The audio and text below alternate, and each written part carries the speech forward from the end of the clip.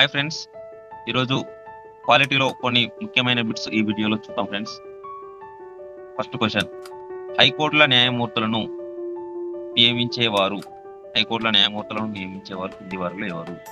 Option 3 రాష్ట్రపతి. Right answer. Next question, భారత రాజ్యాంగంపై చివరి వ్యాఖ్య చేసే అధికారం ఎవరికి ఉంటుంది? ఆప్షన్ 4 సుప్రీంకోర్టుకు చివరి వ్యాఖ్య చేసే అధికారం ఉంటుంది.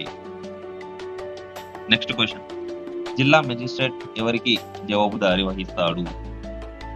రైట్ ఆన్సర్ ఆప్షన్ 4 ఏది కాదు. నెక్స్ట్ క్వశ్చన్, కొలీజియం పద్ధతిలో అత్యున్నత న్యాయస్థానపు న్యాయమూర్తుల నియామకానికి మంజూరు దేని నుంచి పొందడమైంది? రైట్ ఆన్సర్ ఆప్షన్ 3 అత్యున్నత న్యాయస్థానపు నిర్ణయాలు. నెక్స్ట్ క్వశ్చన్, న్యాయ సమీక్షలను అత్యున్నత న్యాయస్థానం రాజ్యాంగంలో ఏ ఆర్టికల్ ద్వారా చేస్తుంది? Right answer is option 3 article 32 ద్వారా. నెక్స్ట్ క్వశ్చన్, కోర్టుల ఆధిపత్యం దేనిలో స్పష్టంగా కనబడుతుంది? రైట్ ఆన్సర్ ఇస్ ఆప్షన్ 3 సమైక్య ద్వారా మనకు స్పష్టంగా కనబడుతుంది. నెక్స్ట్ క్వశ్చన్, సుప్రీంకోర్టులో ఏ అధికరణ కింద రిట్ చేయాలి?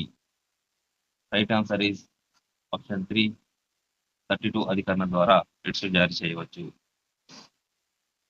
ప్రతి జిల్లాలో మానవ హక్కుల కోర్టుగా పరిగణింపబడేది